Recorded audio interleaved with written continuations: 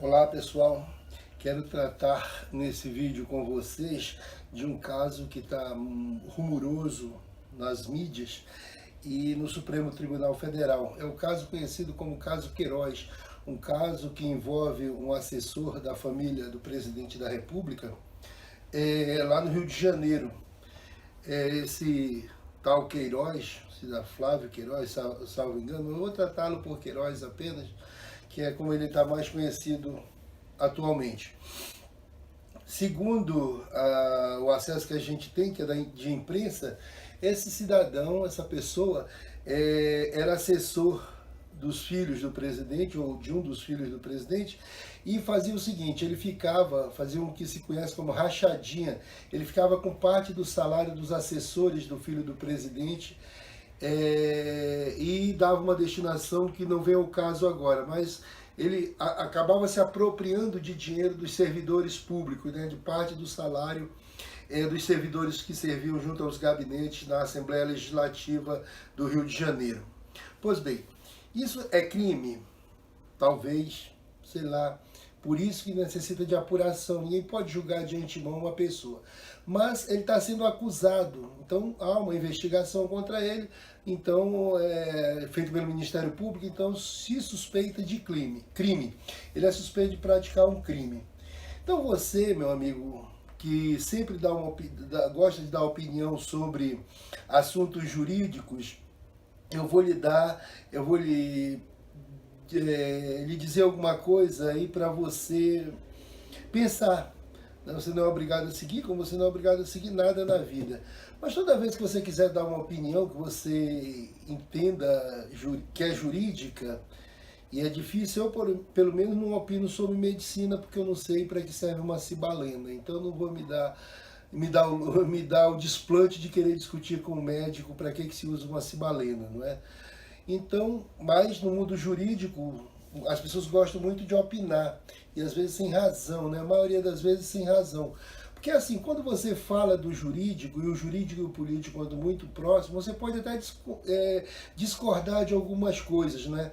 Como a prisão em segunda instância, por exemplo. Você pode ser contra, mas juridicamente ela não pode ocorrer, porque simplesmente a Constituição diz que ela não é cabível. Então toda vez que você quiser dar uma opinião, vai na Constituição, procura lá, hoje com a internet é muito fácil, você coloca a casa na Constituição, baixa o artigo,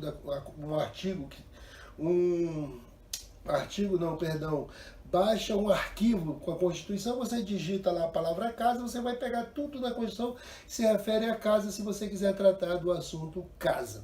Então a Constituição é um catecismo do cidadão, seguir por ela. Então toda vez que você quiser opinar, vai na Constituição, não é? Dá uma olhadinha na Constituição para ver o que a Constituição diz sobre o assunto, aí você pode, se quiser, omitir uma opinião, não é? E que não, se for jurista, é claro que tem que olhar a Constituição, mas se for um cidadão que não trabalha com o direito, omita a opinião e diz, olha, eu li aqui isso na Constituição, o que isso quer dizer? Se você não souber fazer a interpretação correta, e não existe uma interpretação correta, a interpretação tem sido dada pelos tribunais, pelos professores, pelos escritores do mundo jurídico. Então, para esse caso envolvendo o Queiroz, eu fui na Constituição no artigo 5º, né, que é aquele famoso que diz que todos são iguais perante a lei, sem distinção, de qualquer natureza e etc e tal. Mas nesse artigo 5º da Constituição nós temos o inciso 10 e o 12, que vem ao caso para nós falarmos sobre o caso Queiroz, não é? O 10 diz, são invioláveis a intimidade e a vida privada, a honra e a imagem das pessoas. A questão das contas bancárias se inclui na vida privada das pessoas, certo? Aí vem o inciso 12, o item 12, não é? Que diz o seguinte, é inviolável o sigilo de correspondência e das comunicações telegráficas, de dados, e aí também que certamente a defesa do Queiroz está usando esse dispositivo para defendê-lo, não é? Por fim, nós temos eu vou falar ainda também sobre esse caso, sobre o problema, quem julgaria o caso Queiroz? Nós vamos para o artigo 109, que diz, aos juízes federais compete processar e julgar os crimes políticos e as infrações penais praticadas em detrimento de bens, serviços ou interesse da União. Isso é atribuição dos juízes federais. Pois bem, lendo esses dispositivos, a primeira pergunta que vem é a seguinte: o Ministério Público pode quebrar o sigilo bancário de uma pessoa? O Supremo já decidiu sobre isso há muito tempo. Ele decidiu no mandado de segurança número 21.729, dígito 4. Era relator desse mandado de segurança o ministro Marco Aurélio, mas ele ficou vencido, perdeu, a posição dele perdeu, e foi relator o ministro Nélio da Silveira. E o impetrante do mandado de segurança, o autor do mandado de segurança, era o Banco do Brasil. E o impetrado, ou vamos chamar de réu aqui para o caso, para melhor compreendermos, o Procurador-Geral da República. O Procurador-Geral da República, no caso, tinha requerido informações do Banco do Brasil sobre o sigilo bancário de uma pessoa. Aí o tribunal decidiu o seguinte: sigilo bancário, instituição financeira executora de política creditícia e financeira do governo federal. Legitimidade do Ministério Público para requisitar informações e documentos destinados a instituir procedimentos administrativos de sua atribuição. Ele usou competência, mas é atribuição. Pois bem, quando o caso envolver política creditícia e financeira do governo federal, o Ministério Público pode requisitar diretamente a quebra do sigilo bancário. Agora aí vem a questão específica do caso Queiroz.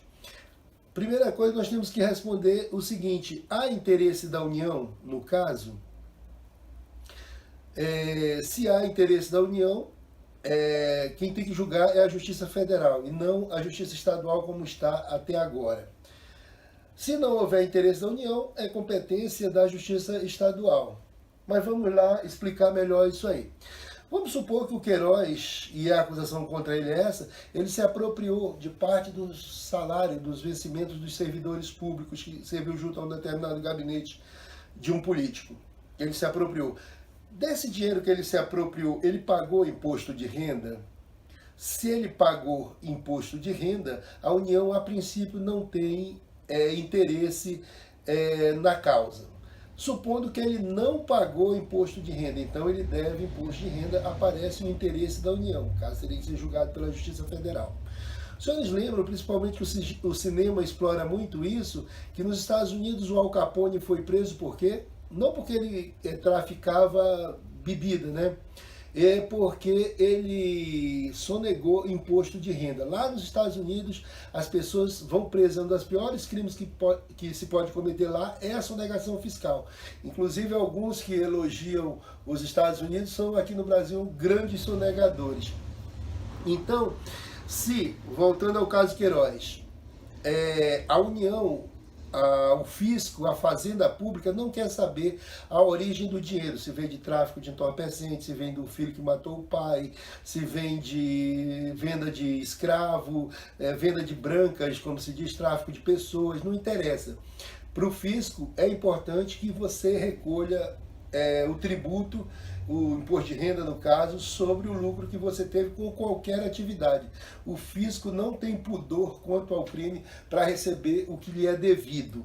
Pois bem, no caso Queiroz tem que se ver isso. Eu não tenho acesso aos autos, o Supremo vai ter que se debruçar sobre isso e ver se ocorreu esse pagamento ou não. Primeira coisa daí para ele decidir sobre a justiça que deve apurar o caso. Segunda coisa, esse dinheiro que o Queiroz recebia da rachadinha, como é chamada essa divisão, pode ser considerado financiamento, ter a mesma natureza desse que o Supremo julgou, que eu li o julgado aqui, parte do julgado, pode ser considerado política financeira e creditícia do Estado do Rio de Janeiro ou da União. Se for considerado, o Ministério Público Estadual poderia ter feito a quebra de sigilo, não é? Se não for, não poderia. Mas como é que funciona tudo isso? Funciona da seguinte maneira: o COAF é um órgão administrativo vinculado a um ministério da União, a um ministro, vamos dizer assim, para ficar mais fácil, ou o Ministério da Economia ou da Fazenda. Eles estão numa discussão danada ainda sobre como isso vai ficar. é ligado a um órgão do poder executivo, ele é um órgão do poder executivo. Então, ele, COAF, não pode quebrar sigilo de ninguém. O COAF atua quando há no sistema financeiro algo que chame a atenção desse sistema financeiro. No Brasil, atualmente, eu creio que o limite continua sendo R$ 5.000. Quem saca R$ 5.000, quem deposita R$ 5.000, sempre toca um sinal de alerta e o COAF é obrigado a notificar as autoridades competentes sobre isso, não é? Eu lembro que uma época eu recebi um dinheiro da União, fui fazer um saque na Caixa Econômica Federal e veio um formulário, eu ia sacar acima de 5.000. Veio o formulário e eu preenchi e lá perguntava para que eu queria aquele dinheiro. Eu disse que queria para bebida, diversão e arte. Eu não sabia para que eu ia usar o dinheiro. O dinheiro era meu, tem uma origem lícita, que é a União que me pagou, e eu não sabia, porque eu ia tirar uma determinada quantia de dinheiro para ficar em casa e ficar gastando em várias coisas. Se eu fosse discriminar ali, nem eu mesmo sabia. Então eu coloquei isso lá. Mas isso é só um parênteses, então tem que justificar para que você está tirando esse dinheiro. O COAF, vendo isso, como eu disse, comunica aos órgãos de fiscalização para saber a origem, o fim que vai ser dado esse dinheiro, se não é sequestro, aquela coisa toda, não é? Muito bem. O que fez o COAF no caso do Queiroz? Pegou esses dados, viu que houve essa movimentação estranha e mandou para o Ministério Público do Estado do Rio de Janeiro. E eles, em conjunto, quebraram o sigilo financeiro, o sigilo bancário do Queiroz. Por isso que aquela pergunta anterior tem que ser respondida. Qual a origem desse dinheiro? Qual a natureza desse dinheiro? Se for nos termos do decidido pelo Supremo, poderia ter sido feita a quebra. Mas o Supremo é que vai dizer se essa quebra foi legítima ou não. Porque a regra geral é a seguinte: quando o COAF detecta uma fraude dessa, um crime qualquer, seja lá qualquer, uma movimentação anômala, estranha, o que ele faz? Ele comunica ao Ministério Público, manda para o Ministério Público. O que compete ao Ministério Público fazer? Requerer junto a um juiz que o sigilo da pessoa, do cidadão, seja quebrado. Tá certo? Quem pode quebrar o sigilo de qualquer pessoa, em princípio, ou regra geral, é um juiz. E no caso do Queiroz, não houve a intervenção de um juiz, não houve uma autorização judicial para a quebra do sigilo bancário dele. Por isso que eu digo que o caso do Queiroz é intrincado, o Supremo vai ter que se debruçar sobre esses vários aspectos. Inclusive dizem que o voto já proferido pelo presidente do Supremo está muito confuso. E é confuso por conta disso. Tem que se ver a natureza desse dinheiro, se ele pagou tributo, etc. e tal. Só com acesso aos autos isso pode ser feito. Agora, um parênteses, o Queiroz é um homem, um cidadão, como qualquer um outro. Se ele tem a proteção constitucional e se seu sigilo foi quebrado ilicitamente, deve ser anulado. Essa quebra de sigilo deve ser anulada e feita nos moldes legais, como determina a Constituição. O COAF manda para o Ministério Público requer e o juiz decreta a quebra do sigilo bancário. É fácil isso, mas eu não entendo como há atropelos da lei. A polícia tem muito isso, a polícia prende, a justiça solta.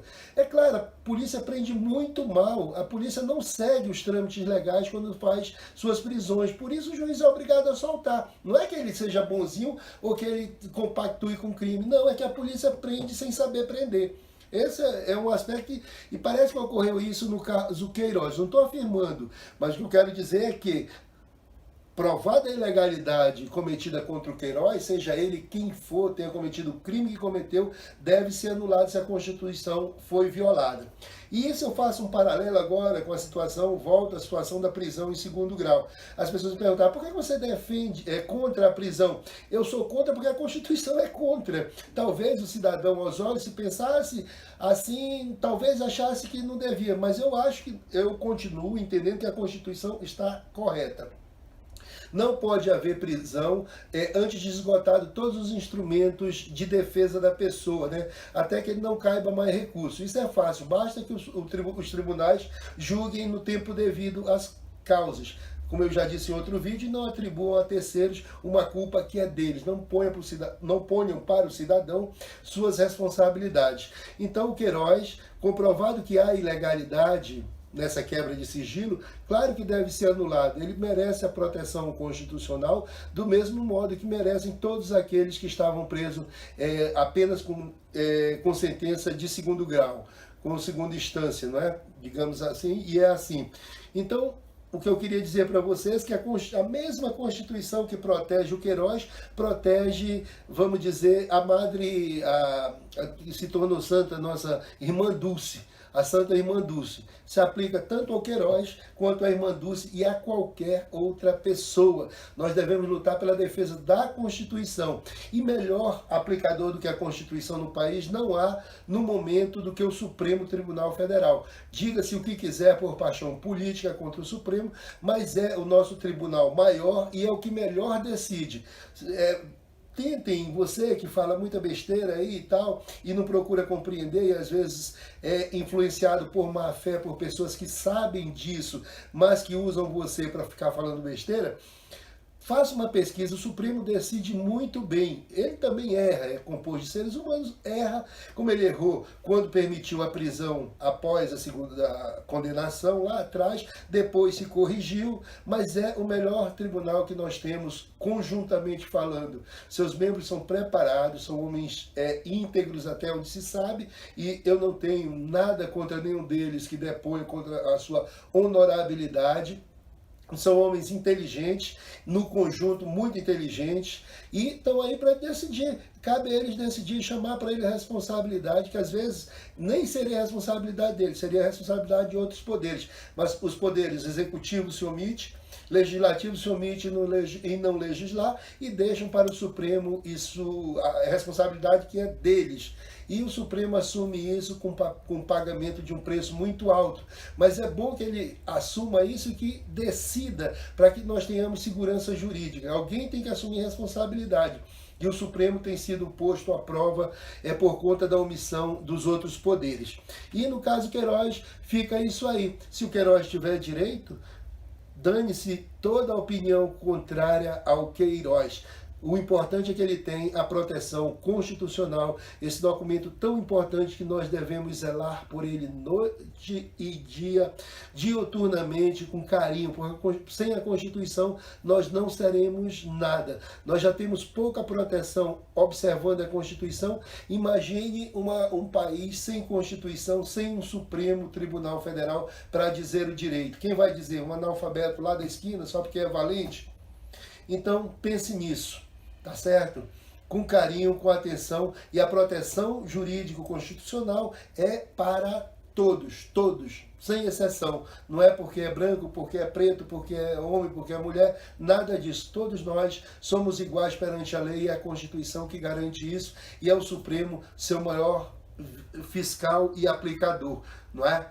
Então fica o pedido, fica a dica, e continuemos acompanhando o caso Queiroz para ver como o Supremo vai olhar todos esses aspectos que são inúmeros, mas que ele saberá encontrar o melhor caminho para a sociedade brasileira.